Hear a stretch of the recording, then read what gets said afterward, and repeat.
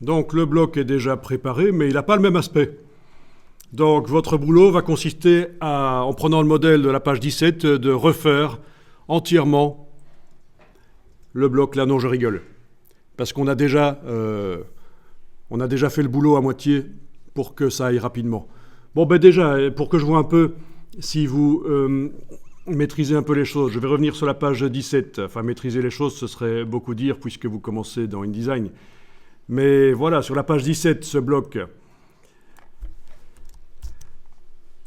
si je veux prendre son aspect, son fond beige, ses coins arrondis, sa marge qui repousse le texte par rapport au bloc, si je veux prendre aussi l'aspect du texte, le style du texte là, comment est-ce que vous feriez ? Ben écoutez, je vais vous le dire parce que c'est vrai que c'est pas évident.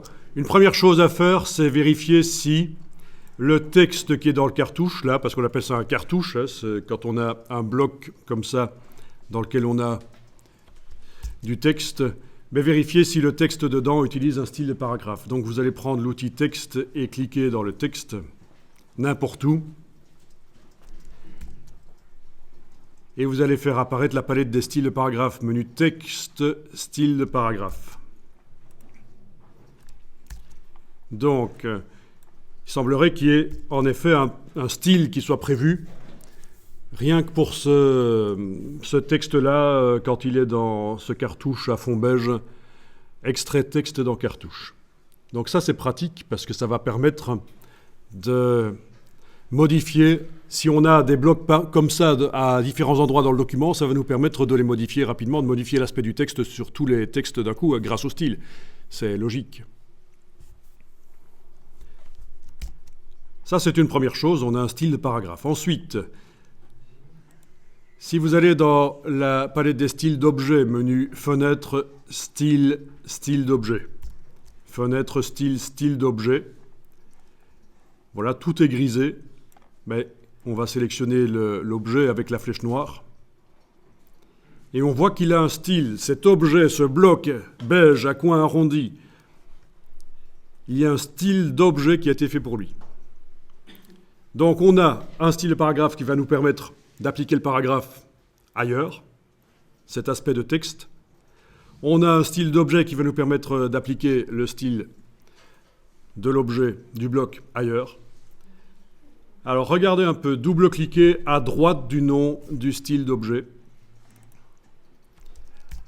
Vous allez avoir la description ici de tout ce style d'objet, donc notamment le fond, voilà, c'est cette couleur-là. Tiens, une couleur qui s'appelle couleur du fond de bloc d'extrait, tant qu'à faire. Ça peut être intéressant de faire une couleur spécialement pour cet objet-là. Qu'est-ce qu'on a d'autre? Les options de contour et d'arrondi. Ben oui, on a ici 6 mm d'arrondi partout. OK.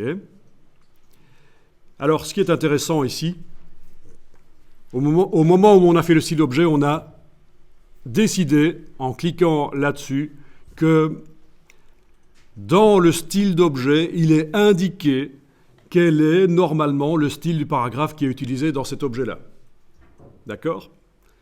Extrait texte dans cartouche, c'est le style de paragraphe qu'on a vu juste avant. Bon, ça c'est intéressant parce que vous allez voir que là je vais annuler, vous annulez. Si on veut modifier l'objet de la page 25, ça va être très facile en fait. On va sur la page 25, allez-y. Voilà, sur la page 25, vous allez, avec la flèche noire, sélectionner le bloc et vous allez lui appliquer le style d'objet qui s'appelle bloc pour extrait dans cartouche, voilà. Et du coup, le style de paragraphe arrive aussi parce qu'il est inclus dans le style d'objet. Vous voyez un peu l'astuce? Donc tout ça, c'est des systèmes qui vous permettent de manipuler des documents InDesign longs sans y passer des heures, faire des styles. Si on clique avec l'outil texte dans le texte, on voit bien que c'est le bon style de paragraphe qui est là. C'est parfait. Avec la flèche noire, c'est bien évidemment le style que je viens d'appliquer. Alors on va juste ajuster un peu. On va prendre le bas de du bloc et remonter un peu comme ça, manuellement. Voilà. Pour que ça contienne le paragraphe, mais évidemment, il ne faut pas qu'à cet endroit-ci, la petite croix rouge apparaisse qui indique que le texte est en excès, qu'il n'y a pas assez de place pour montrer tout le texte. Ça, c'est pas bon, bien sûr.